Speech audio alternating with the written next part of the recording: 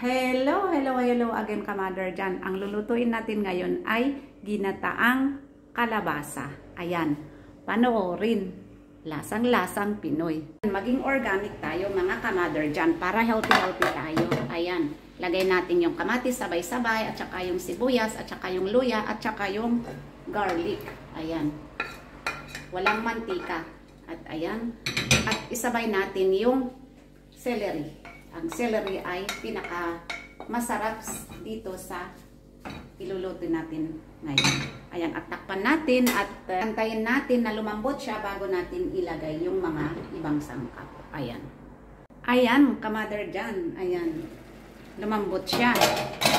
Kaya ilagay natin yung salmon natin para may lasa siya. At ayan, at ilagay natin yung maraming kalabasa. Kasi maraming binili ng amo ko ng kalabasa, kaya iluto natin. At ilagay natin yung coconut cream. Uy, natulog siya. Malamig kasi dito, kaya ayan, natulog na siya. Ayan, takpan natin at magme-melt yan. Ayan, mga kamadar dyan, i-check natin. Ayan, ang sarap-sarap. At syempre, maglagay tayo ng konting asin. Tsaka, hindi mawawala yung black pepper. Ito ay maganda daw sa utak, yung black pepper. Ayan.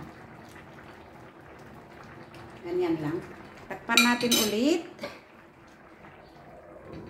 2 to 3 minutes, ready na yan.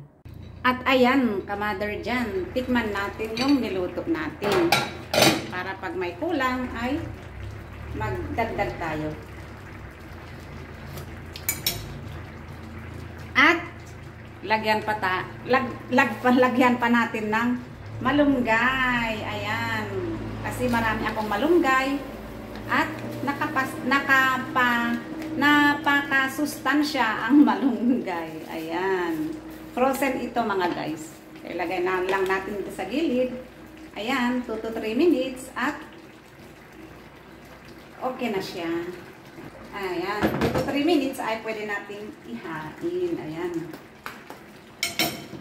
Huwag na natin takpan. Ayan.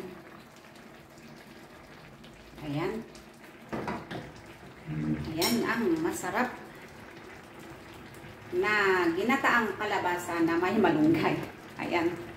Thank you very much for watching, guys. Wow. And please don't forget to subscribe my YouTube channel and hit the notification bell for more videos to come. Bye-bye. See you on my next vlog.